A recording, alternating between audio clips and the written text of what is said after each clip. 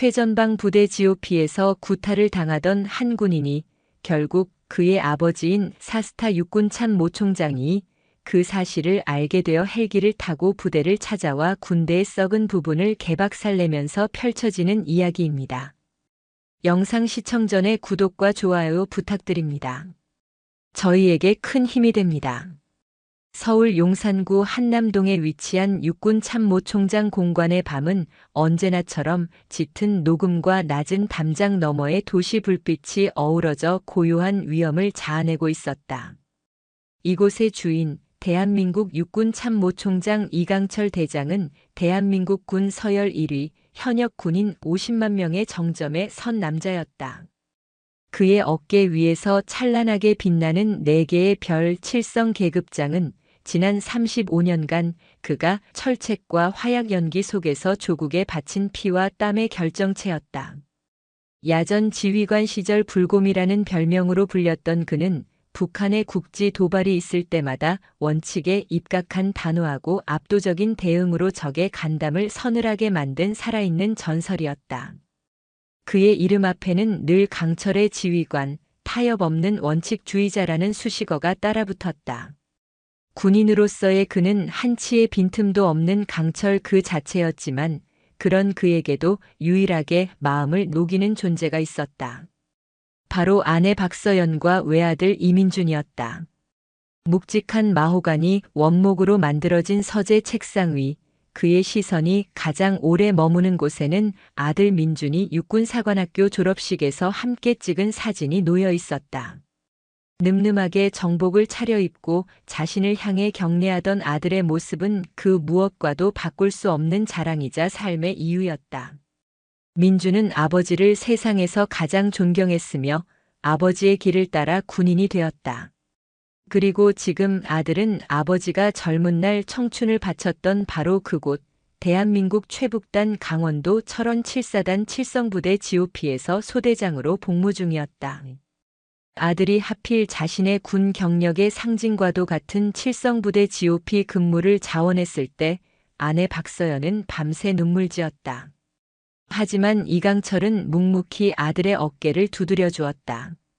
대한민국 장교라면 가장 춥고 험한 곳에서 조국의 심장을 지키는 것이 가장 큰 명예다. 그것이 그가 아들에게 해준 유일한 격려이자 그 자신을 향한 다짐이었다. 그 후 그는 의식적으로 아들의 부대에 대한 모든 보고를 받지 않았다. 자신의 존재가 아들의 군 생활에 티끌만 한 영향이라도 미치는 것을 용납할 수 없었기 때문이다. 아들 역시 아버지의 이름을 방패 삼지 않고 묵묵히 한 명의 대한민국 장교로서 임무를 수행하고 있음을 그는 믿어 의심치 않았다. 여보, 저녁 드셔야죠. 서재 문이 조용히 열리고 아내 박서연의 온화한 목소리가 그의 상념을 깨웠다. 그는 읽고 있던 클라우제비치의 전쟁론을 덮고 자리에서 일어났다. 식당으로 향하는 복도를 걷는 그의 발걸음은 육군 참모총장이 아닌 한 가정의 남편이자 아버지의 것이었다. 식탁에는 아내가 정성껏 준비한 따뜻한 저녁 식사가 차려져 있었다. 민준이한테는 연락 왔었어요? 아내가 수저를 들며 물었다. 그녀의 목소리에는 늘 아들에 대한 그리움과 애틋한 걱정이 짙게 배어 있었다. 오늘 저녁 8시 이후가 통신 가능 시간일 걸세. 임무 마치고 연락하겠지. 그는 덤덤하게 대답했지만 그의 마음속에도 아들의 목소리에 대한 기다림이 자리하고 있었다. 부부는 조용히 식사를 하며 소소한 대화를 나눴다. 아내가 새로 등록한 도예 공방 이야기, 다음 주말에 함께 보기로 한 영화 이야기. 대한민국 최고의 장성의 공관이라고는 믿기지 않을 만큼 평범하고 단란한 저녁 식사 풍경이었다. 식사를 마치고 거실 소파에 나란히 앉아 뉴스를 보던 저녁 8시 43분. 평화롭던 공관의 고요를 찢는 날카로운 소리가 울렸다. 아내 박서연의 핸드폰이었다. 액정에는 환하게 웃는 아들의 얼굴 사진과 함께 내 사랑하는 아들이라는 이름이 떠 있었다. 어머나, 민준이 전화하니 문자네. 아내의 얼굴에 반가운 화색이 돌았다. 그녀는 평소 전화로만 안부를 전하던 아들이 문자를 보낸 것을 의아하게 여기면서도 반가운 마음에 서둘러 메시지 창을 열었다. 그리고 그 순간 시간은 멈췄다. 아내의 얼굴에서 모든 핏기가 가셨다.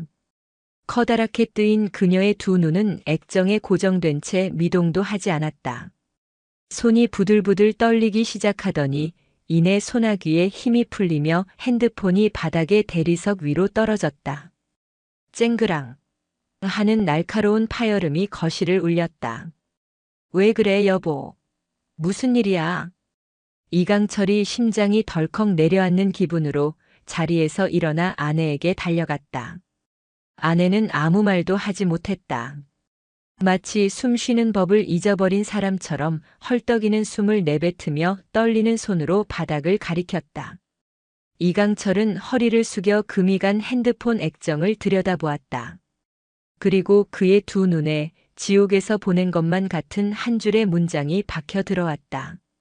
엄마, 나 너무 아파. 맞았어. 갈비뼈가 부러진 것 같아. 살려줘. 살려줘. 그 세 글자가 이강철의 뇌리를 강타했다. 수십 년간 전장을 누비며 단 한 번도 흔들린 적 없던 그의 심장이 무너져 내리는 것 같았다. 그의 눈앞에서 세상의 모든 색이 사라지고 오직 아들의 고통스러운 비명이 담긴 검은 글자만이 떠다녔다. 35년간 지켜온 조국이, 그가 평생을 바쳐 쌓아 올린 명예가 아들의 단 한 줄 절규 앞에 와르르 무너져 내리고 있었다. 그의 안에서 무언가 단단한 것이 뚝 하고 부러지는 소리가 났다. 그것은 이성의 끈이었고 냉철한 군인의 갑옷이었다. 그리고 그 균열 속에서 잠들어 있던 아버지의 분노가 뜨거운 용암처럼 들끓기 시작했다. 아들의 메시지를 확인한 순간 이강철 대장의 머릿속은 차갑게 얼어붙는 동시에 뜨겁게 타올랐다. 충격과 슬픔 그리고 아들을 위험에 빠뜨린 미지의 존재에 대한 살이에 가까운 분노가 그의 온몸을 휘감았다. 옆에서 아내가 실신하듯 소파에 주저앉아 오열했지만 그는 아내를 돌볼 경황이 없었다. 지금 이 순간 그의 머릿속은 오직 하나의 목표만을 향해 전광석화처럼 움직이기 시작했다. 그는 더 이상 한 가정의 남편이나 아버지가 아니었다. 그는 대한민국 육군의 모든 자원을 즉시 동원할 수 있는 최고 지휘관이었다. 김비서관. 거실을 쩌렁쩌렁 울리는 그의 목소리는 평소의 위험 있는 톤이 아니었다. 분노로 낮게 가라앉아 금속성 마찰음을 내는 야수의 으르렁거림에 가까웠다. 공관에 대기하고 있던 김성훈 중령이 황급히 달려왔다. 총장님 부르셨습니까? 지금 당장 수방사 비행단에 연락한다. 총장 전용 블랙호크 3분 내로 이함 준비시켜. 목적지는 강원도 철원 7사단 GOP다. 항로상 모든 비행을 통제하고 최단 직선 코스를 확보하도록 해. 이유는 묻지 말고 즉시 실행한다. 실시. 예, 알겠습니다. 상황의 심각성을 직감한 김 비서관은 단 한마디의 질문도 없이 경례를 붙이고는 비상 연락망을 가동하기 시작했다. 이강철은 떨리는 손으로 아내의 핸드폰을 다시 집어들었다. 아들이 보낸 메시지. 발신 시각은 8시 41분. 불과 2분 전이었다. 그는 곧바로 자신의 핸드폰을 꺼내 번호를 눌렀다. 신호음이 2번 울리기도 전에 상대방이 전화를 받았다. 통신보안. 육군 참모총장이다. 충성. 감찰실장 이찬희 준장입니다. 이 준장. 지금부터 내 말 잘 듣도록. 자네 지금 어디인가? 자택에 있습니다, 총장님. 10분 내로 군복으로 갈아입고 감찰실 비상팀을 소집해. 헌병대 특임대 SDT 1개 팀을 차출해서 헬기 편으로 즉시 철원 7사단으로 이동한다. 내가 먼저 도착해 있을 거다. 현장 도착 즉시 내 지휘를 받는다. 보안 유지는 생명이다. 내 허가 없이는 국방부 장관님께도 보고하지 마라. 알겠나? 예, 알겠습니다. 총장님. 전화기 너머로 긴장감이 그대로 전해져 왔다. 감찰실장이 이유를 묻지 않는 것은 참모 총장의 목소리에 담긴 분노와 살기가 평상시에 그것이 아님을 직감했기 때문이었다. 이강철은 전화를 끊고 전투복으로 갈아입기 위해 침실로 향했다. 그의 등 뒤로 아내의 울음소리가 비수처럼 날아와 박혔다. 여보, 우리 민준이 우리 아들 어떡해요? 그의 심장이 갈갈이 찢기는 것 같았지만 그는 걸음을 멈추지 않았다. 지금은 슬퍼할 때가 아니었다. 아버지가 되어 아들을 위해 울어주기 전에 먼저 군 최고 지휘관으로서 아들을 구해내고 감히 자신의 아들을 건드린 자들을 모조리 심판해야 했다.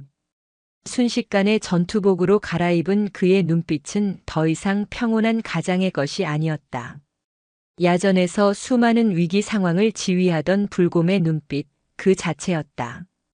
공관 앞 연병장에 두두두두 하는 굉음과 함께 거대한 블랙호크 UH-60 헬리콥터가 착륙했다. 프로펠러가 만들어내는 강력한 하강풍이 공관의 나무들을 미친 듯이 흔들었다. 헬기에 오르기 직전 그는 넋이 나간 채 자신을 바라보는 아내의 어깨를 강하게 붙잡았다. 서연 씨, 정신 차려. 내가 우리 민준이 반드시 데리고 올게. 머리카락 한 올이라도 건드린 놈들 내 손으로 지옥 끝까지 끌고 가서 죗값을 치르게 할 거야. 그러니 당신은 여기서 기도하고 있어. 알았지? 그의 말에 아내는 간신히 고개를 끄덕였다. 이강철은 아내의 얼굴을 한번 바라본 뒤도 돌아보지 않고 헬기에 올랐다. 이함. 그의 명령과 함께 헬기는 육중한 동체를 밤하늘로 띄웠다. 순식간에 한남동의 야경이 발 아래로 멀어졌다. 화려한 서울의 불빛이 파노라마처럼 펼쳐졌지만 그의 눈에는 아무것도 들어오지 않았다. 그의 머릿속은 온통 철원 GOP에서 고통받고 있을 아들의 모습으로 가득 차 있었다. 민준아, 아빠가 간다. 조금만 버텨라. 헬기는 관제탑의 최우선 지시에 따라 모든 항로를 무시한 채 서울의 상공을 가로질러 북쪽으로 기수를 잡았다. 칠흑 같은 어둠 속에서 헬기 내부의 조종사들과 부관들은 숨막히는 침묵 속에서 참모 총장의 얼음장 같은 분노를 온몸으로 감장해야 했다. 이강철은 창밖의 어둠을 응시하며 아들과의 기억을 떠올렸다. 유난히 몸이 약했던 어린 시절, 처음으로 자전거 타는 법을 가르쳐 주던 날 넘어져 무릎이 깨져 피가 나는데도 울지 않고 씩씩하게 다시 일어나던 아들의 모습. 사관학교 생도 시절 힘든 훈련에 대해 단 한마디 불평도 하지 않고 아버지를 닮은 군인이 되겠습니다라며 격려하던 늠름한 모습. 그런 아들이었다. 그런 아들이 지금 누군가에게 폭행을 당해 갈비뼈가 부러지고 살려달라는 문자를 보내왔다. 이강철은 주먹을 너무 세게 쥔 나머지 손톱이 손바닥을 파고들어 피가 배어 나오는 것도 알지 못했다. 시간이 얼마나 흘렀을까? 조종사의 보고가 들려왔다. 총장님, 5분 후 목표 지점 상공에 도착합니다. 창밖으로 보이던 도시의 불빛은 사라진 지 오래였다. 대신 간간히 보이는 철책선의 경계등과 어둠에 잠긴 산의 능선들이 펼쳐졌다. 대한민국에서 가장 긴장감이 높은 땅, DMZ의 냉기가 헬기 안까지 스며드는 듯 했다. 저 어딘가에 그의 아들이 있다. 헬기가 고도를 낮추자 산 정상에 위치한 GOP 소초의 모습이 희미하게 드러났다. 갑작스러운 헬기 출현에 소초는 발칵 뒤집혔다. 경계등이 일제히 헬기를 향해 쏘아지고 확성기를 통해 누구인지 밝히라는 다급한 경고 방송이 울려 퍼졌다. 조종사가 지상부대와 교신했다. 여기는 피스메이커. 여기는 피스메이커. 본기에는 육군 참모 총장께서 탑승하고 계신다. 즉시 착륙을 유도하라. 육군 참모 총장이라는 말에 지상의 혼란은 극에 달했다. 잠시 후 어둠 속에서 유도등 불빛이 다급하게 움직이기 시작했다. 헬기는 소초 내 작은 연병장에 강력한 하강풍을 일으키며 착륙했다. 문이 열리고 이강철 대장이 땅으로 발을 내디뎠다. 그의 등장과 함께 GOP 소초의 공기는 그 자리에서 얼어붙었다. 사성 장군의 살기 어린 기세에 압도된 소초의 병사들은 숨 쉬는 것조차 잊은 듯했다. 허둥지둥 달려나온 소초장과 부소초장의 얼굴은 사색이 되어 있었다. 성, 총장님, 어인일이십니까? 이강철은 그들의 경례를 받는 둥 마는 둥 하며 얼음처럼 차가운 목소리로 물었다. 이민준 소위, 지금 어디 있나? 이강철 대장의 입에서 이민준 소위라는 이름이 나온 순간 소초장인 김정수 중위의 얼굴은 하얗게 질리다 못해 잿빛으로 변했다. 그는 이 상황을 도저히 이해할 수 없었다. 대한민국 육군 참모총장이 야밤에 예고도 없이 헬기를 타고 GOP 소초에 나타나 일개 신임 소대장의 이름을 찾는 이 초현실적인 상황을 말이다. 이 이민준 소위 말입니까? 그렇다. 지금 어디 있나? 이강철의 목소리에는 더 이상의 질문을 용납하지 않겠다는 강압적인 힘이 실려 있었다. 그의 불타는 듯한 눈빛에 압도된 김중위는 본능적으로 손가락을 들어 생활관 건물을 가리켰다. 생활관 내무반에 있습니다. 이강철은 대답을 듣자마자 한치의 망설임도 없이 생활관을 향해 성큼성큼 걸어갔다. 그의 뒤를 김 비서관과 어찌할 바를 모르고 허둥대는 소초장, 그리고 소식을 듣고 황급히 달려온 중대장 김진태 대위가 따랐다. 김진태 대위는 이 상황이 그저 악몽이기를 바랐다. 설마 그 새끼가 그는 불안감에 입술이 바싹바싹 타들어가는 것을 느꼈다.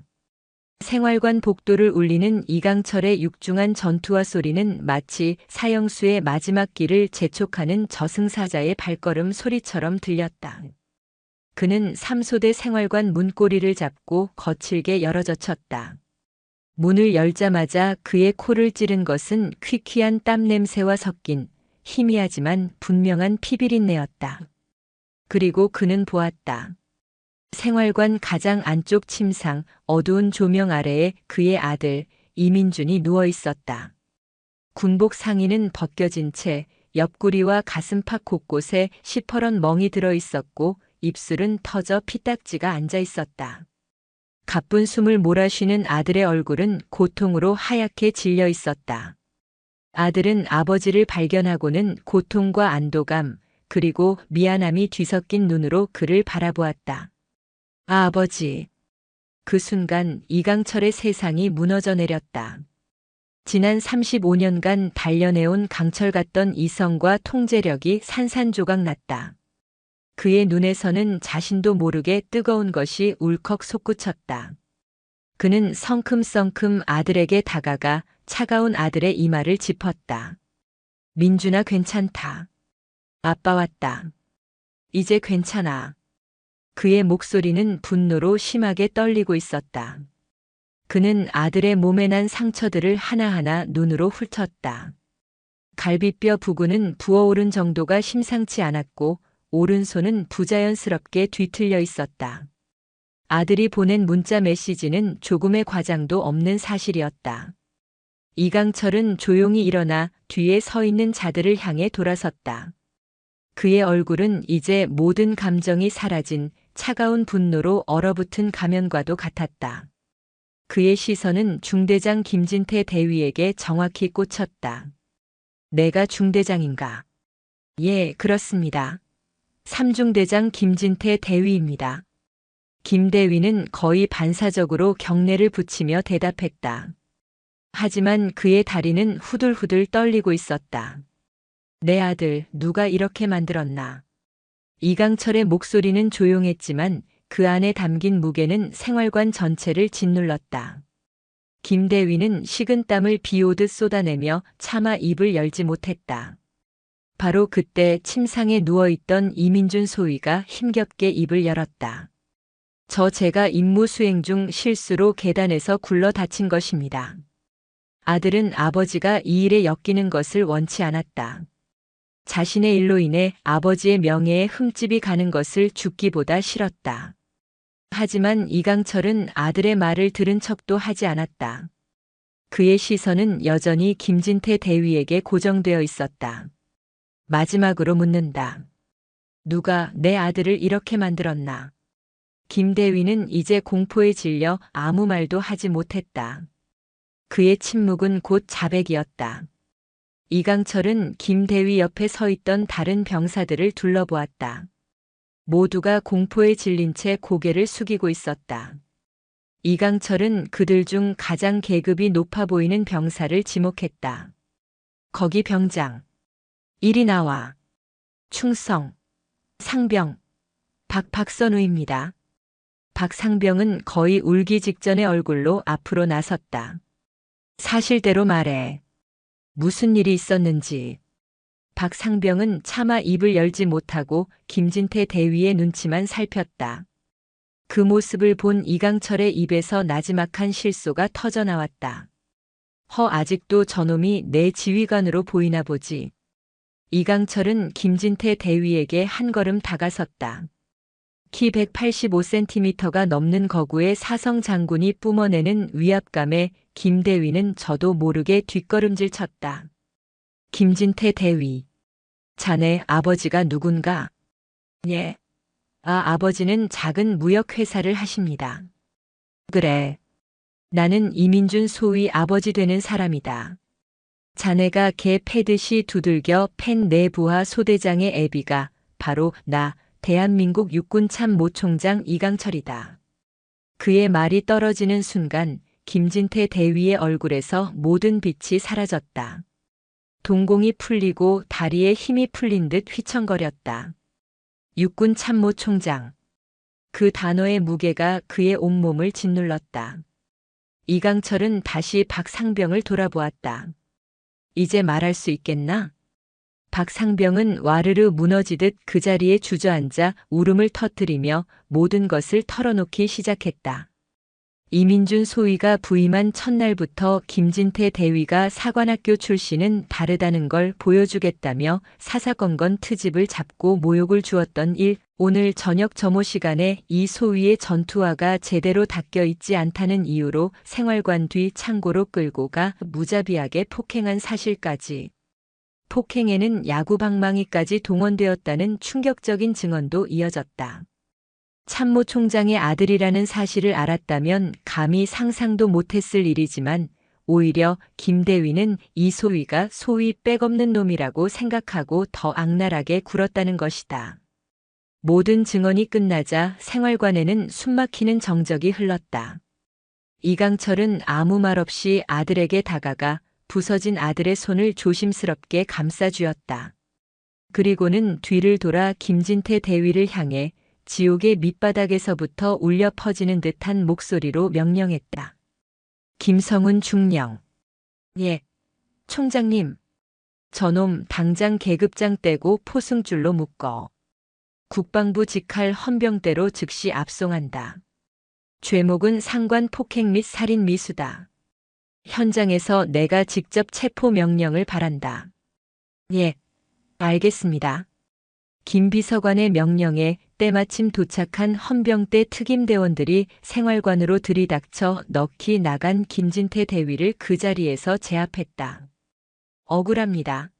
총장님, 이건 명백한 직권남용입니다. 제가 누군 줄 아십니까? 저희 외삼촌이. 김 대위가 발악하며 무언가 외치려 했지만 특임대원의 손에 입이 막힌 채 무력하게 끌려나갔다. 이강철은 끌려나가는 김진태에게는 눈길조차 주지 않았다. 그는 의무병을 불러 아들의 상태를 확인시키고 즉시 국군 수도병원으로 후송할 헬기를 다시 불렀다.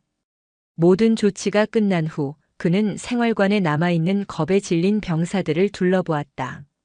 그의 목소리는 아까와 달리 깊은 슬픔과 자책이 섞여 있었다. 오늘 밤 너희들은 모두 한 명의 장교가 상관에게 무참히 폭행당하는 것을 지켜보기만 했다. 그 공포를 이해 못하는 바는 아니다. 하지만 기억해라. 불의에 침묵하는 것은 악에 동조하는 것과 같다. 다시는 이 군대에서 내 아들과 같은 피해자가 나와서는 안 된다. 그는 아들이 실려나가는 헬리콥터의 굉음을 들으며 어둠에 잠긴 철책선을 바라보았다. 그의 분노는 이제 한 개인에 대한 복수심을 넘어 이 군대 전체를 병들게 한 거대한 부조리와 폭력의 문화를 향하고 있었다. 아들의 고통에서 시작된 불신은 이제 대한민국군 전체를 뒤흔들 거대한 폭풍의 핵이 되어 활활 타오르기 시작했다. 칠성의 분노는 이제 막 시작되었을 뿐이었다. 아들 이민준을 태운 의무 후송 헬기가 칠흑 같은 철원의 밤하늘 속으로 사라졌다. 굉음이 멎자 산 정상의 GOP 소초에는 다시 지독한 정적과 냉기가 감돌았다. 하지만 그 고요함은 평화가 아닌 거대한 폭풍이 모든 것을 집어삼키기 직전에 숨막히는 긴장감이었다. 이강철 대장은 아들이 떠난 자리를 한동안 말없이 지켜보았다. 그의 등 뒤에서는 소초장 김정수 중위와 중대 작전장교 그리고 겁에 질린 병사들이 숨소리조차 내지 못한 채 서 있었다. 그는 돌아가지 않았다.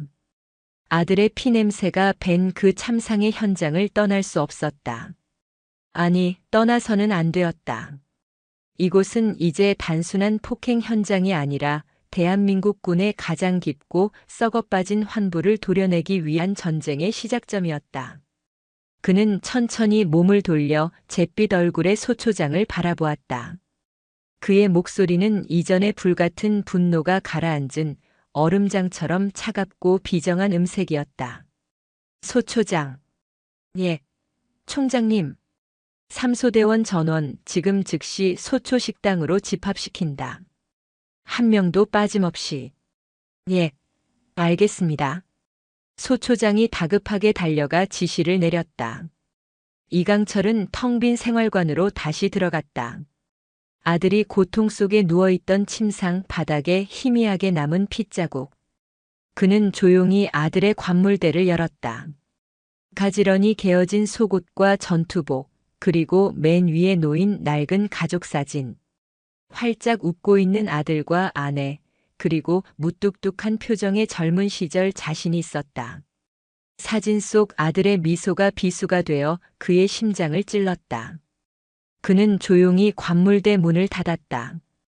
이곳에서 벌어진 모든 진실을 아들의 명예를 위해 그리고 이 땅의 모든 아들들을 위해 밝혀내야 했다. 잠시 후 삼소대원 20여 명이 소초 식당에 모였다. 모두가 고개를 숙인 채 죽음을 기다리는 죄수처럼 떨고 있었다. 이강철은 식탁 하나를 끌어다 그들 앞에 앉았다. 그는 더 이상 사성 장군이 아니었다. 그저 상처 입은 아들의 아버지가 되어 아들의 동료들에게 묻고 있었다. 한 명씩 이리 와서 내 앞에 앉아라.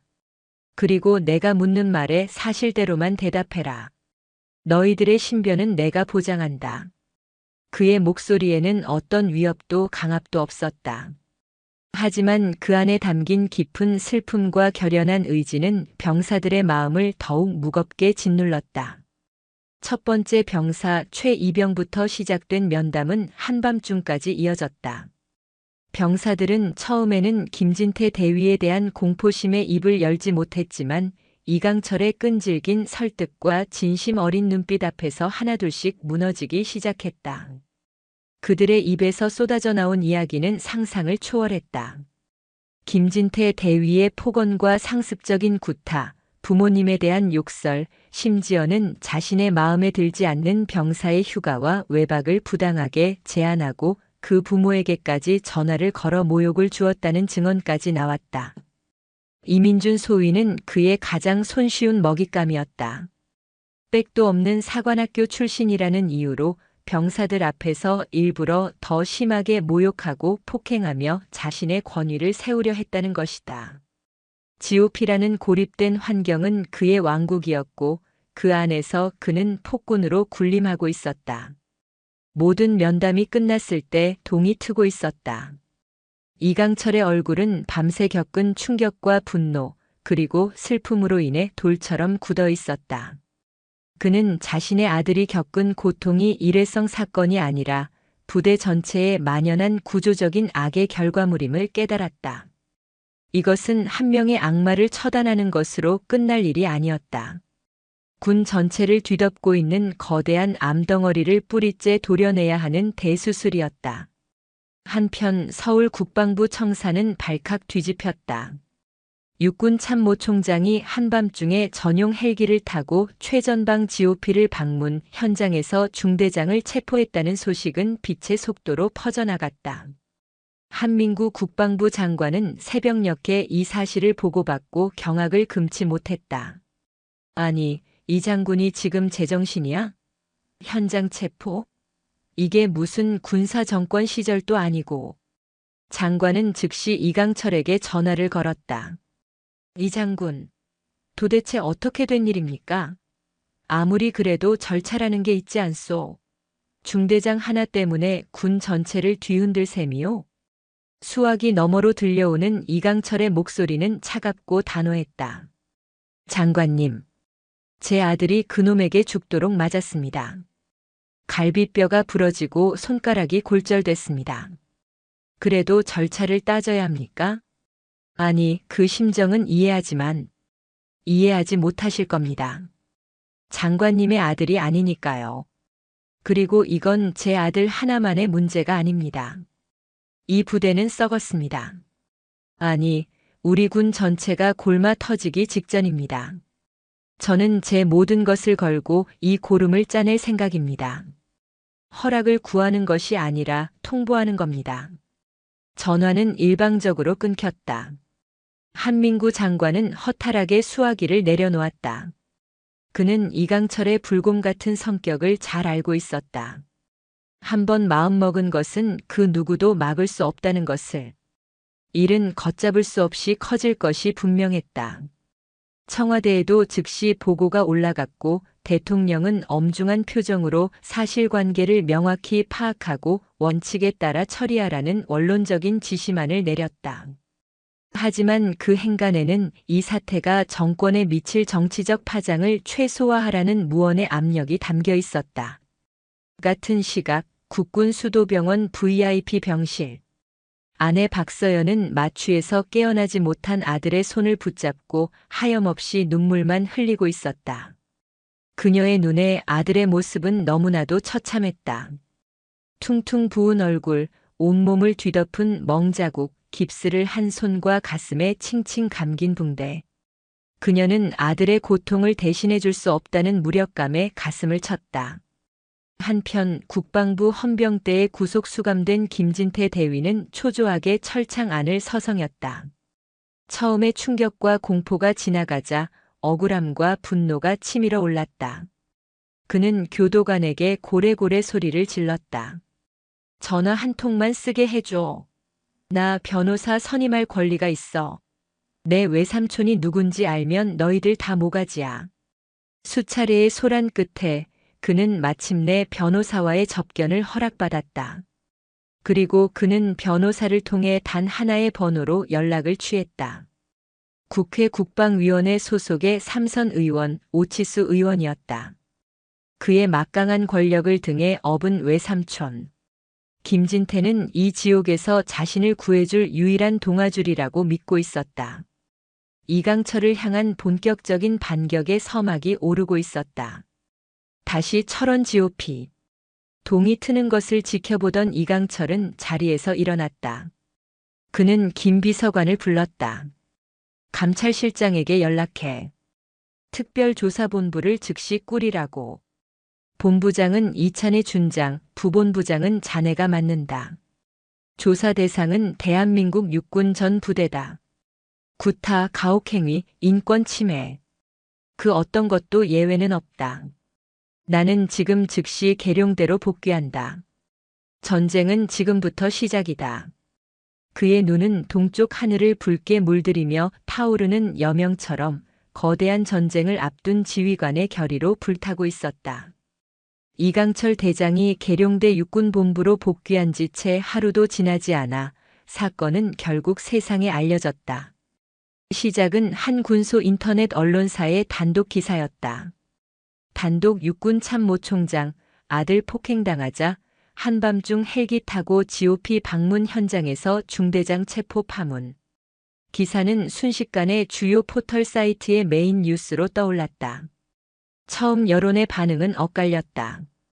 오죽했으면 아버지가 직접 나섰겠나, 군대 내 폭력은 뿌리 뽑아야 한다는 동정론도 있었지만 비판적인 시각도 만만치 않았다. 총장이 사적 감정으로 군 헬기와 헌병대를 동원한 것은 명백한 직권 남용, 아들이 장군이니 이런 호사도 누리는 것 아니냐, 황제 같은 행동이라는 비난이 댓글창을 뒤덮었다. 군의 폐쇄성과 특권의식에 대한 국민적 반감이 이강철 개인에게로 향하는 듯했다. 이러한 여론의 흐름에 기름을 부은 것은 김진태 대위의 외삼촌인 오치수 의원이었다. 그는 발 빠르게 움직였다. 주요 언론사 간부들과 접촉해 자신들에게 유리한 프레임을 만들기 시작했다. 곧이어 유력 보수 신문과 방송사들은 약속이라도 한 듯 비슷한 논조의 기사들을 쏟아냈다. 사설 참모총장의 아빠 찬스, 군의 기강을 무너뜨리는가. 심층 취재 김진태 대위, 알고 보니 강직한 원칙주의자 금수저 소대장 길들이려다 참사. 언론은 김진태 대위를 강직하고 열정적인 지휘관으로, 이민준 소위를 아버지 빽만 믿고 군 생활에 적응하지 못하는 문제 소대장으로 둔갑시켰다. 이강철 대장은 아들 하나 때문에 군 전체를 혼란에 빠뜨린 감정적이고 독선적인 지휘관으로 매도되었다. 교묘하게 편집된 사실과 익명의 군 관계자 발언들이 더해지면서 진실은 점차 왜곡되고 있었다. 여론은 급격하게 이강철에게 불리한 방향으로 흘러갔다. 육군본부 내에서도 이강철의 입지는 좁아지고 있었다. 그의 전쟁 선포에 동조하는 지휘관은 소수였다. 대부분은 긁어 부스럼을 만든다며 오치수 의원과 정치권의 눈치를 보며 몸을 사렸다. 국방부 장관은 연일 그를 압박해왔다. 이 장군, 이쯤에서 멈추시오. 여론을 보시오. 이러다 군 전체가 국민의 지탄을 받게 생겼소. 이강철은 고립무원의 처지에 놓였다. 하지만 그는 흔들리지 않았다. 병상에 누워있는 아들의 얼굴과 공포에 떨며 진실을 고백하던 어린 병사들의 얼굴이 그의 눈앞에 어른거렸다. 그는 이 싸움을 포기할 수 없었다. 바로 그때 누구도 예상치 못한 곳에서 반격의 불씨가 타올랐다. 3소대의 막내 최성진 이병이었다. 그는 잠 못 이루는 밤을 보내고 있었다. 이민준 소위가 폭행당하던 날 창고 문틈으로 그 끔찍한 광경을 목격했던 그는 죄책감에 시달리고 있었다. 언론에서는 이 소위를 문제아로 몰아가고 진실은 은폐되고 있었다. 이대로라면 존경하던 소대장님은 불명예를 뒤집어쓰고 폭력을 휘두른 김대위는 풀려날 것이 뻔했다. 최 이병은 큰 결심을 했다. 그는 휴가를 나온 주말 PC방으로 달려갔다. 그리고 그동안 몰래 모아두었던 증거들을 정리하기 시작했다.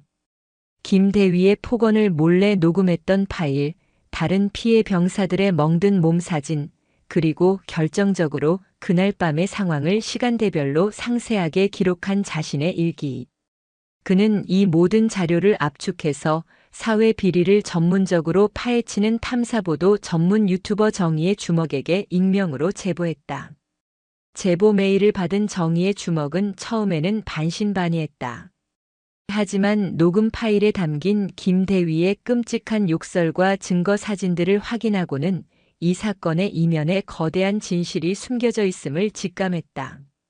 그는 자신의 모든 인맥을 동원해 사실관계를 검증했고 제보의 신빙성을 확신했다. 며칠 후 유튜브 채널 정의의 주먹에 한 편의 영상이 올라왔다. 충격 고발 칠성부대 GOP 김진태 대위, 그의 두 얼굴. 참모총장 아들 폭행 사건의 전말. 영상은 최 이병이 제공한 녹취 파일과 사진, 그리고 다른 피해 병사들과의 익명 인터뷰로 구성되었다. 김 대위의 상습적인 폭언과 폭행, 인격 모독의 실태가 적나라하게 드러났다. 특히 이민준 소위가 부임한 이후 그를 표적으로 삼아 어떻게 괴롭혔는지가 상세히 공개되었다. 영상은 순식간에 수백만 뷰를 기록하며 대한민국을 뒤흔들었다. 여론은 하루아침에 180도 뒤집혔다. 이강철을 향했던 비난의 화살은 이제 군의 은폐 시도와 오치수 의원, 그리고 그에게 동조한 언론을 향해 쏟아졌다. SNS는 해시태그 우리 가이민준이다, 해시태그 진실을 인양하라, 해시태그 김진태를 처벌하라와 같은 해시태그로 도배되었다. 여론의 폭발적인 지지를 등에 업은 이강철은 마침내 움직였다. 그는 육군본부 대강당에서 긴급 기자회견을 자청했다. 수백 명의 기자들 앞에 선 그는 준비된 원고를 옆으로 치우고 허리를 깊이 숙였다. 먼저 국민 여러분께 머리 숙여 사죄드립니다. 그는 아버지로서가 아닌 육군 참모총장으로서 사죄했다.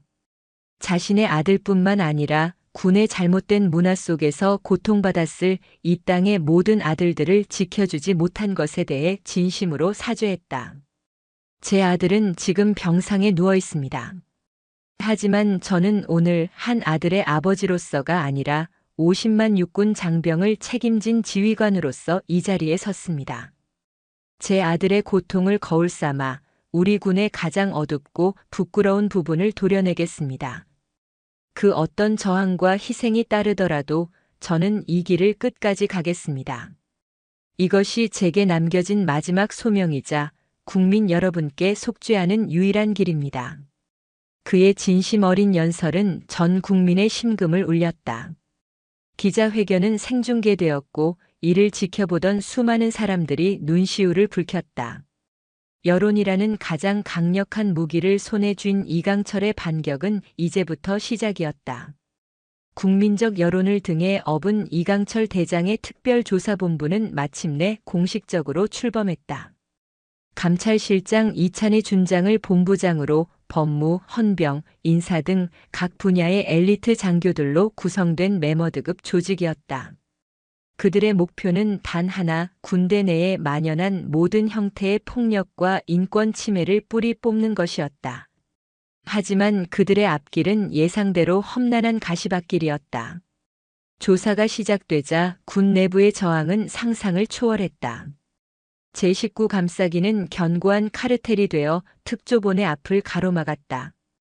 각급 부대 지휘관들은 우리 부대에는 그런 일 없다며 비협조적인 태도로 일관했고 보고서는 허위로 가득했다. 피해 병사들은 보복이 두려워 입을 닫았고 가해자들은 동료들과 입을 맞춰 증거를 인멸했다. 특조본의 활동은 거대한 벽에 부딪힌 듯 좀처럼 속도를 내지 못했다. 설상가상으로 정치권의 공세는 더욱 거세졌다. 김진태 대위의 외삼촌인 오치수 의원은 국회 국방위원회를 앞세워 이강철을 압박했다. 그는 결국 국방위원회 국정감사 증인으로 소환되었다. 국정감사장은 이강철을 향한 정치적 심판대나 다름없었다. 이강철 증인. 증인은 아들 문제라는 사적 감정으로 군을 정치의 장으로 끌어들여 국론을 분열시키고 군의 사기를 저하했습니다. 인정하십니까? 오치수 의원을 필두로 한 여당 의원들의 날 선 질의가 십자포화처럼 쏟아졌다. 그들은 이강철을 군을 사유화한 독재자, 안보를 위협하는 포퓰리스트로 몰아붙였다. TV로 생중계되는 국정감사장에서 그는 홀로 거대한 골리앗에 맞서는 다윗처럼 보였다. 카메라 플래시가 쉴 새 없이 터지고 의원들의 고성이 오가는 가운데 이강철은 묵묵히 모든 공격을 받아냈다. 그리고 마침내 발언 기회를 얻은 그는 조용히 마이크 앞에 섰다. 존경하는 위원장님 그리고 위원님 여러분. 그의 차분한 목소리가 소란스럽던 국감장을 순식간에 집중시켰다. 저는 군을 정치의 장으로 끌어들인 적이 없습니다. 다만 정치가 외면하고 군이 스스로 감춰왔던 진실을 이야기하고 있을 뿐입니다. 지휘관의 가장 중요한 책무가 무엇이라 생각하십니까? 작전을 성공시키는 것입니까? 아닙니다. 바로 자신의 부하들을 살려서 집으로 돌려보내는 것입니다. 그는 잠시 말을 멈추고 국감장에 앉아있는 의원들을 한 명 한 명 둘러보았다. 이 자리에 계신 위원님들께 묻고 싶습니다. 만약 여러분의 아들이, 여러분의 손자가 군대에서 상관에게 맞아 갈비뼈가 부러지고 살려달라고 절규했다면 그때도 절차와 관행을 따지셨겠습니까? 그때도 군의 사기와 안정을 먼저 생각하셨겠습니까? 그의 질문에 국감장은 찬물을 끼얹은 듯 조용해졌다. 제 아들은 이번 사태의 계기, 트리거가 된 것이 맞습니다. 아버지로서 가슴이 찢어지는 고통을 겪은 것도 사실입니다. 하지만 분명히 말씀드립니다. 만약 제 아들이 아니었더라도 다른 어떤 병사가 그런 고통을 겪었다는 사실을 알았다면 저는 똑같이 행동했을 것입니다. 왜냐하면 이름 모를 병사 한 명의 생명과 인권을 지키는 것이야말로 우리 군의 존재 이유이자 국가 안보의 가장 단단한 주춧돌이라고 믿기 때문입니다. 자신의 병사를 지키지 못하는 군대는 결코 국민을 지킬 수 없습니다. 그의 연설은 어떤 정치적 수사도 감정적인 호소도 아니었다. 한 평생을 군인으로 살아온 남자의 진심이자 아들을 둔 아버지의 절절한 외침이었다.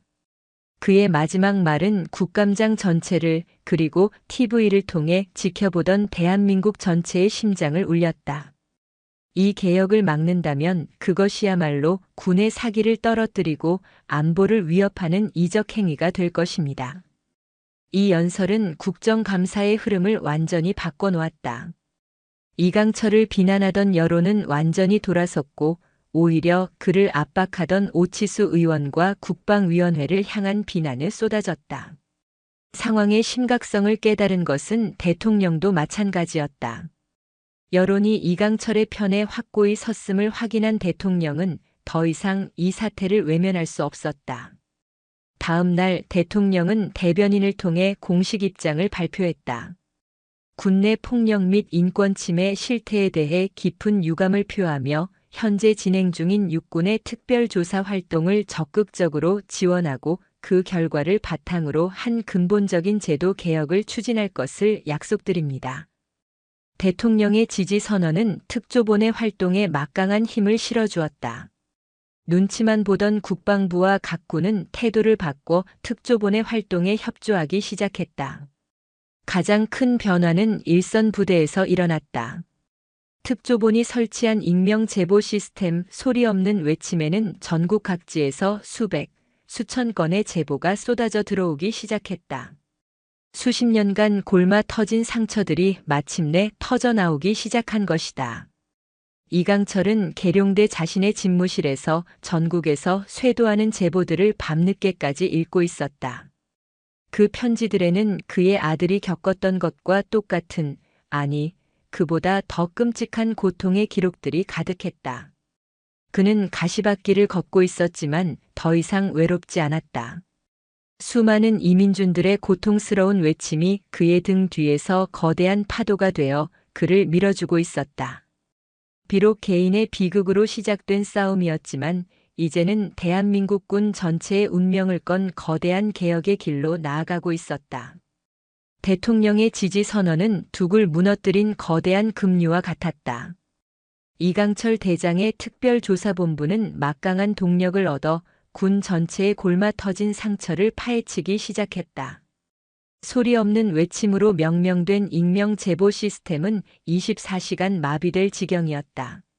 수십 년간 억눌려왔던 병사들과 그 가족들의 절규가 편지와 이메일, 전화통화로 쏟아져 들어왔다. 특조본이 마주한 진실은 상상을 초월했다. 그것은 단순히 몇몇 악마 같은 지휘관의 일탈이 아니었다. 폭력과 부조리를 묵인하고 심지어는 권장하기까지 하는 군대 문화의 구조적인 문제였다.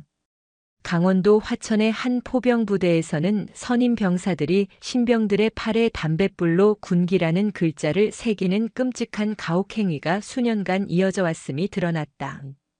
경기도 연천의 한 보병사단에서는 지휘관이 자신의 관사공사에 병사들을 불법적으로 동원하고 이를 거부하는 병사들을 관심사병으로 분류해 불이익을 주었다는 사실이 밝혀졌다. 심지어 해병대의 한 부대에서는 집단 따돌림을 견디지 못한 병사가 스스로 목숨을 끊었지만 부대가 개인 신상 비관으로 인한 자살로 허위 보고하여 사건을 은폐하려 했던 사실까지 수면 위로 떠올랐다. 특조보는 단순한 사실 확인을 넘어 각 사건의 지휘 책임자들을 모조리 소환 조사했다. 몰랐다고 발뺌하는 지휘관들에게 이찬희 준장은 이렇게 일갈했다. 지휘관이 부하의 고통을 모르는 것은 무능이고 알고도 묵인했다면 그것은 범죄다. 둘 중 어느 쪽이든 당신은 지휘관 자격이 없다. 진실이 드러날수록 국민의 분노는 들끓었고 이강철 대장을 향한 지지는 더욱 확고해졌다. 궁지에 몰린 오치수 의원과 군내 수구 세력은 마지막 발악을 시작했다. 그들의 목표는 단 하나, 이강철 대장 개인을 무너뜨리는 것이었다. 그들은 비밀리에 팀을 꾸려 이강철의 35년 군 생활을 먼지 하나까지 샅샅이 털기 시작했다. 그의 인사 기록, 부대 운영비 내역, 심지어는 과거 부하들의 익명투서를 뒤지며 어떻게든 흠집을 찾아내려 혈안이 되었다. 한편 국군 수도병원에서 치료를 받던 이민준 소위는 점차 건강을 회복하고 있었다. 부러진 갈비뼈는 안정을 되찾았고 골절된 손가락도 재활 치료를 통해 점차 움직임을 되찾았다. 하지만 육체의 상처보다 더 깊은 것은 마음의 상처였다. 그는 밤마다 악몽에 시달렸고 자신 때문에 대한민국 전체가 소용돌이에 휘말렸다는 사실에 무거운 죄책감을 느꼈다. 어느 날 오후 이강철이 아들의 병실을 찾았다. 헬쑥해진 아들의 얼굴을 본 그의 마음이 아려왔다. 몸은 좀 어떠냐? 괜찮습니다, 아버지. 민주는 힘없이 대답했다. 잠시 침묵이 흘렀다. 민주는 어렵게 입을 열었다. 아버지, 이제 그만 멈추시면 안 되겠습니까? 저 하나 때문에 아버지께서 너무 많은 것을 잃고 계십니다. 이강철은 아들의 손을 조용히 잡았다. 민준아, 이 싸움은 더 이상 너 하나만의 싸움이 아니다. 이것은 이 땅의 수많은 너들을 위한 싸움이다. 내가 겪은 고통이 헛되지 않도록 아버지는 끝까지 갈 것이다. 아버지의 확고한 눈빛을 본 민주는 더 이상 아무 말도 하지 못했다. 대신 그의 마음속에서 새로운 결심이 싹트고 있었다. 더 이상 숨어있는 피해자로 남지 않으리라.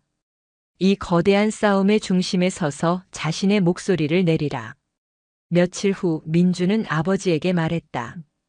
아버지, 저도 싸우고 싶습니다. 김진태 대위의 재판에 증인으로 서겠습니다.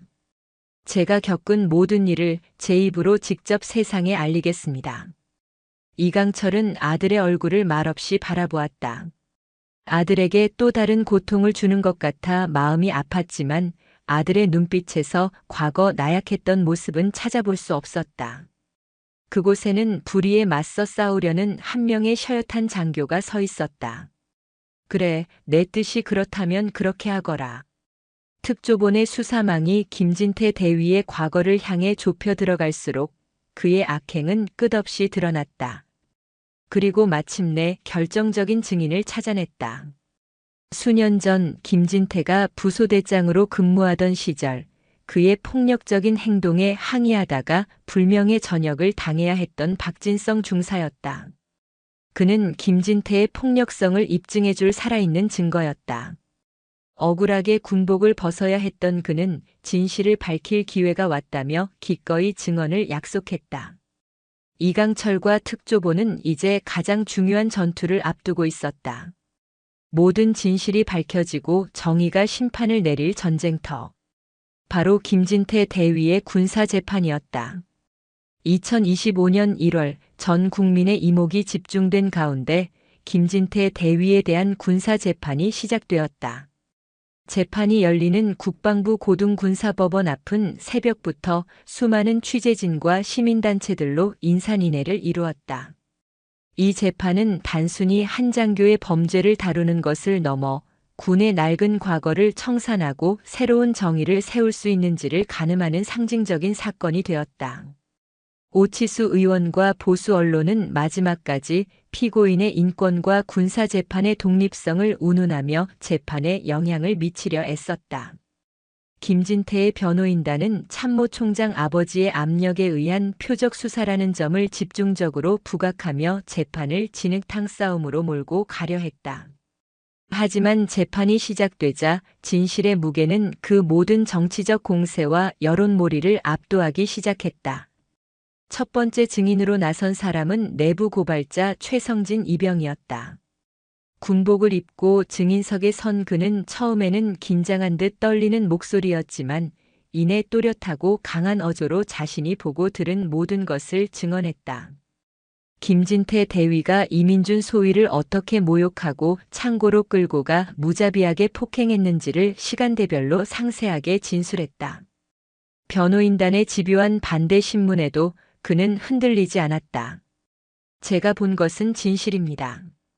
그의 단호한 한마디에 방청석에서는 나지막한 탄식이 터져나왔다. 두 번째 증인 박진성 예비역 중사의 증언은 더욱 충격적이었다. 그는 수년 전 김진태가 저질렀던 또 다른 폭행 사건을 생생하게 증언하며 그의 폭력성이 결코 우발적인 것이 아니라 상습적이고 고질적인 것임을 입증했다. 그의 증언으로 김진태의 원칙주의자 코스프레는 산산조각이 났다. 마지막으로 증인석에 이민준 소위가 섰다. 아직 깁스를 풀지 않은 팔 걸음걸이가 조금은 부자연스러웠지만 그의 눈빛은 흔들림 없이 단단했다. 그는 피고인석에 앉아있는 김진태를 잠시 바라본 뒤 재판장을 향해 입을 열었다. 그는 자신의 피해 사실을 담담하고 논리적으로 진술했다. 감정에 호소하거나 분노를 표출하지 않았다.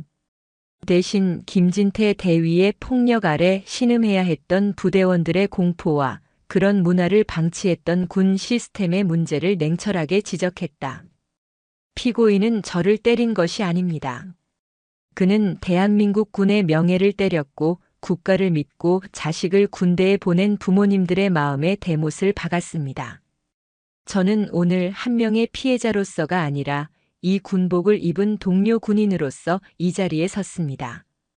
부디 저의 고통이 우리 군이 거듭나는 마지막 진통이 되기를 바랍니다. 그의 품격 있고 강직한 증언은 재판의 향방을 결정지었다. 방청석은 숙연해졌고 피고인석의 김진태는 고개를 들지 못했다. 한편 오치수 의원이 회심의 카드로 준비했던 이강철 대장 비리 의혹 폭로는 처참한 실패로 끝났다. 그들이 찾아낸 것이라고는 이 대장이 과거 부대 운영비 일부를 경력금으로 전용한 내역 당시 규정상 문제가 없는과 익명의 음해성 투서 몇 건이 전부였다. 오히려 이런 치졸한 뒷조사 사실이 알려지면서 오 의원의 정치적 입지는 회생 불가능한 타격을 입었다. 마침내 최종 선고일. 재판장은 판결문을 읽어내려갔다. 피고인 김진태. 군 형법상 초병 폭행, 특수상해, 직권 남용 가혹행위 등 모든 혐의에 대해 유죄가 인정됨. 피고인은 부하를 보호하고 지휘해야 할 지휘관의 본분을 망각하고 자신의 우월적 지위를 이용해 장기간에 걸쳐 비인간적인 폭력을 행사하였음. 특히 자신의 행위를 반성하기는커녕 정치적 영향력을 이용해 진실을 은폐하려 한 점 등 죄질이 극히 불량하여 엄중한 처벌이 불가피함. 재판장의 목소리가 법정 전체를 울렸다. 피고인 김진태에게 불명예 전역과 함께 징역 15년을 선고한다. 군사재판 역사상 유례를 찾기 힘든 중형이었다. 판결이 내려지는 순간 김진태는 그 자리에 주저앉아 오열했고 방청석에서는 박수와 환호가 터져나왔다. 정의가 살아있음을 확인한 순간이었다. 이강철 대장은 법정 가장 뒷자리에 앉아 조용히 눈을 감았다. 아들의 명예는 지켜졌고 추악한 범죄자는 심판을 받았다. 하지만 그의 싸움은 아직 끝나지 않았다. 제2, 제3의 김진태를 막을 수 있는 근본적인 시스템 개혁이 남아있었기 때문이다. 김진태 대위에 대한 엄중한 판결은 거대한 변화의 신호탄이었다. 특별조사본부는 수개월간의 활동을 종합한 방대한 분량의 최종 보고서를 대통령과 국회에 제출했다. 대한민국 국군 인권 실태 및 제도 개선에 관한 최종 보고서. 그 안에는 군대 내에서 벌어진 끔찍한 인권 유린 실태와 함께 이를 근절하기 위한 구체적이고 혁신적인 대안들이 담겨 있었다. 보고서를 받아든 대통령은 이강철 대장을 청와대로 불렀다. 장군, 정말 고생 많으셨소. 이 보고서를 보니 내가 그동안 너무 안일했다는 생각에 잠을 이룰 수가 없었소. 송구합니다, 대통령님. 이제 시작이요. 이 보고서가 그냥 서류 뭉치로 끝나서는 안 됩니다. 장군께서 직접 이 개혁을 완성해 주시오. 대통령의 전폭적인 지지 아래 이강철은 군 개혁의 설계자로서 전면에 나섰다. 그는 뜻을 같이 하는 국회의원들, 시민단체, 법률 전문가들과 함께 이른바 이강철법으로 불리는 군 인권보호 및 복무환경 개선에 관한 특별법 제정을 추진했다.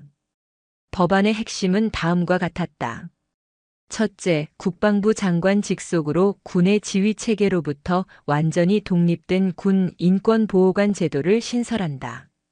군 인권보호관은 언제든 어떤 부대든 자유롭게 출입하며 인권 실태를 조사하고 직권으로 수사를 의뢰할 수 있는 막강한 권한을 가진다. 둘째, 내부 고발자 보호를 획기적으로 강화한다. 익명성을 철저히 보장하고 포상과 함께 순직에 준하는 예우를 보장하여 불의를 보고 더 이상 침묵하지 않도록 장려한다. 셋째, 모든 지휘관을 대상으로 정기적인 인권 교육과 심리 상담을 의무화하고 인권 의식 수준을 진급 심사의 핵심적인 기준으로 반영한다.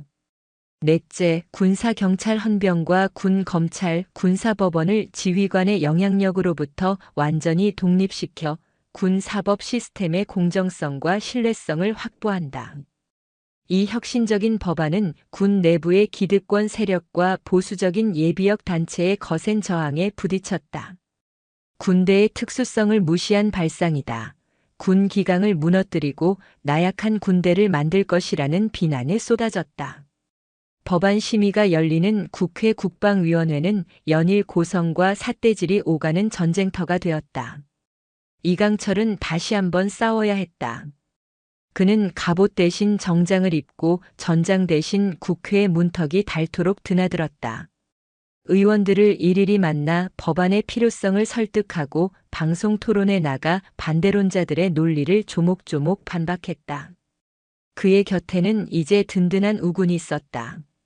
아들의 재판을 지켜보며 용기를 얻은 수많은 피해자 가족들이 그의 가장 강력한 지지 세력이 되어주었다. 길고 긴 입법 전쟁이 이어지던 어느 주말 오후 이강철은 재활을 마치고 부대 복귀를 준비하는 아들 민준과 함께 한강변을 산책했다. 흉터는 남았지만 아들의 얼굴은 이전보다 훨씬 단단하고 성숙해져 있었다. 아버지, 힘드시지요? 힘들지 않다면 거짓말이겠지. 하지만 가야만 하는 길이다. 제가 복귀하면 아버지께서 만드시는 새로운 군대에서 복무하게 되겠군요. 이강철은 걸음을 멈추고 아들을 바라보았다. 민준아, 혹시 군을 떠나고 싶다는 생각은 없었나? 너에게 씻을 수 없는 상처를 준 곳인데. 민준은 조용히 미소를 지었다. 있었습니다. 하지만 이제는 아닙니다. 누군가는 남아서 아버지께서 세우신 새로운 주춧돌 위에 벽돌을 쌓아 올려야 하지 않겠습니까? 제가 그 일을 하고 싶습니다. 아버지처럼 부하들을 진심으로 아끼고 지켜주는 그런 지휘관이 되고 싶습니다. 아들의 대답에 이강철은 가슴 벅찬 감동을 느꼈다. 아들의 고통에서 시작된 이 험난한 여정이 비로소 그 의미를 완성하는 순간이었다. 아버지가 아들을 구하기 위해 시작한 싸움은 이제 아들이 아버지의 이상을 이어받아 더 나은 미래를 만드는 임무로 이어지고 있었다. 그리고 마침내 2025년 가을 정기국회 마지막 본회의. 수많은 논쟁과 진통 끝에 군 인권보호 및 복무환경 개선에 관한 특별법이 마침내 국회 본회의를 통과했다. 재석 의원 과반을 훌쩍 넘는 압도적인 찬성이었다. 이강철은 국회 방청석에서 그 역사적인 순간을 지켜보고 있었다. 전광판에 가결이라는 글자가 뜨는 순간 그는 승리한 장군이 아닌 비로소 무거운 짐을 내려놓은 한 아버지의 얼굴로 조용히 눈을 감았다. 그의 눈가로 뜨거운 눈물 한 줄기가 흘러내렸다. 대한민국군은 이날을 기점으로 새로운 시대를 맞이하게 되었다. 시간이 흐르고 이강철 법이 국회를 통과한 지 1년이라는 시간이 흘렀다. 대한민국군은 조용하지만 거대한 변화의 물결을 겪고 있었다. 국방부 직속으로 신설된 군 인권보호관은 막강한 독립성을 바탕으로 군 내부의 부조리를 감시하는 눈의 역할을 톡톡히 해냈다. 지휘관의 눈치를 보지 않고 병사들의 고충을 직접 듣고 처리하는 시스템이 정착되면서 구타와 가혹행위는 눈에 띄게 줄어들었다. 소리 없는 외침은 상시 운영되며 불의를 더 이상 참지 않아도 된다는 인식을 심어주었고 인권의식은 지휘관의 가장 중요한 덕목으로 자리 잡기 시작했다. 물론 모든 것이 하루아침에 바뀌지는 않았다.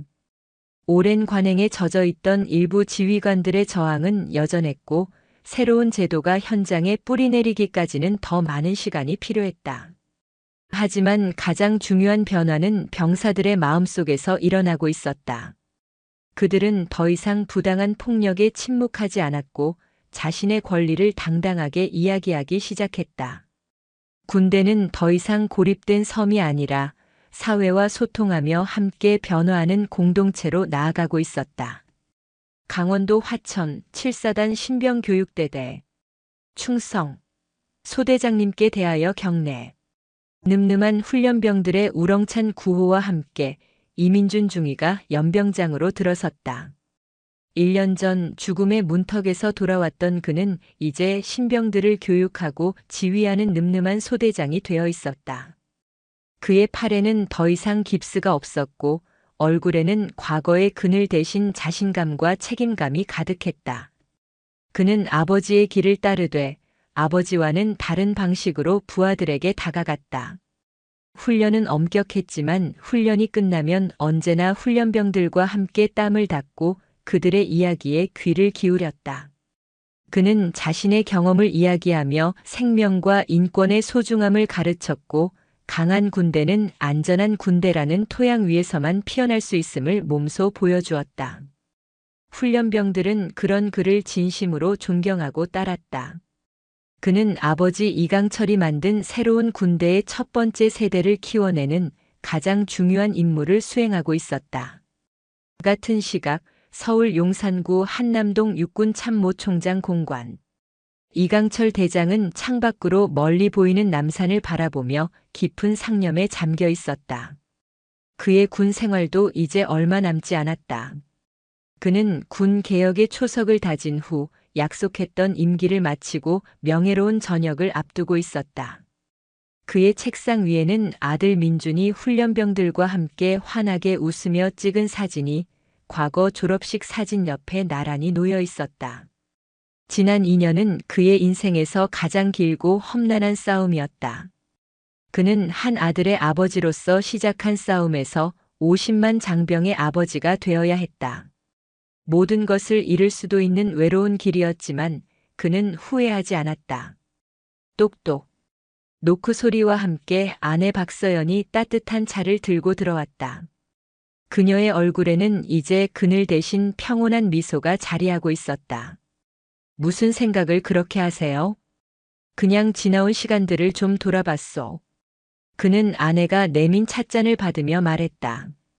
당신 정말 고생 많았어요. 나 같은 무뚝뚝한 군인이랑 사느라 아들 때문에 가슴 찢어지는 고통까지 겪고. 아내는 그의 손을 조용히 잡았다. 아니에요. 저는 당신이 자랑스러워요.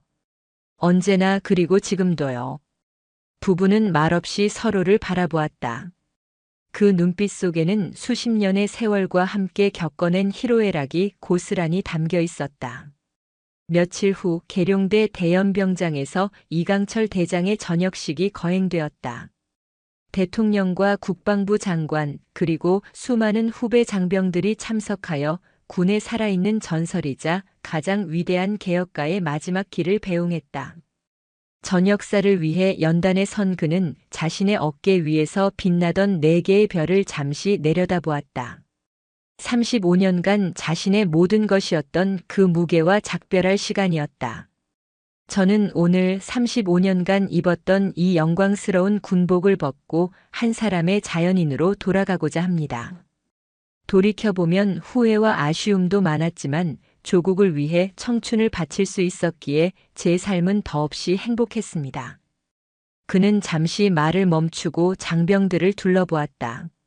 사랑하는 후배 장병 여러분. 저는 이제 군을 떠나지만 여러분에게 마지막으로 한 가지만 당부하고 싶습니다. 강한 군대를 만들어 주십시오. 하지만 그 강함이 동료의 눈물을 딛고 서 있는 것이어서는 안 됩니다. 서로를 존중하고 아끼고 지켜주는 진정한 전우의 위에 세워진 강한 군대를 만들어 주십시오. 그것이 국민이 여러분에게 바라는 진정한 모습일 것입니다. 연설을 마친 그는 열병하는 차에 올라 후배 장병들의 마지막 경례를 받았다. 그의 시선이 장병들 대열의 가장 앞줄에 서 있는 아들 이민준 중위와 마주쳤다. 아들은 그 어떤 때보다 늠름하고 씩씩한 모습으로 아버지를 향해 거수 경례를 하고 있었다. 그 눈빛은 말하고 있었다. 아버지, 이제 걱정 마십시오. 저희가 아버지의 꿈을 이어가겠습니다. 이강철의 눈시울이 뜨거워졌다. 그는 아들을 향해 조용히 고개를 끄덕여 주었다. 저녁식이 끝나고 그는 모든 계급장을 뗀 평범한 예비역의 모습으로 공관으로 돌아왔다. 더 이상 그를 따르는 부관도 경호를 서는 헌병도 없었다. 그는 아내와 함께 조촐한 저녁 식사를 했다. 평생을 함께 해온 군복을 벗은 남편의 모습이 어색하면서도 아내는 그 어느 때보다 편안해 보이는 그의 얼굴에 미소를 지었다. 저녁 식사 후 그는 홀로 서재에 앉았다. 창밖으로는 서울의 야경이 보석처럼 빛나고 있었다. 그의 핸드폰이 조용히 울렸다. 아들 민준이었다. 아버지, 저 민준입니다. 잘 들어가셨어요? 그래, 아들. 오늘 고생 많았다. 아닙니다. 아버지만큼 하시겠습니까? 아버지, 정말 자랑스럽습니다. 그리고 사랑합니다. 수화기 너머로 들려오는 아들의 진심 어린 목소리에 이강철은 더 이상 감정을 숨길 수 없었다. 나도 그렇다, 아들. 전화를 끄는 그는 의자에 깊숙이 몸을 묻었다. 그의 어깨 위를 짓누르던 칠성의 무게는 사라졌지만 이제 그의 가슴에는 그 어떤 별보다 찬란하고 따뜻한 아들과 후배들을 향한 믿음과 희망이 가득 차 있었다. 한 장군의 분노로 시작되었던 거대한 폭풍은 멎었다. 별은 졌지만 그 별이 남긴 빛은 대한민국군의 새로운 길을 밝히는 희망의 등불이 되어 이제 막동이 트는 새벽 하늘에 영원히 떠 있을 것이었다. 영상이 유익하셨다면 구독과 좋아요, 댓글까지 부탁드리겠습니다.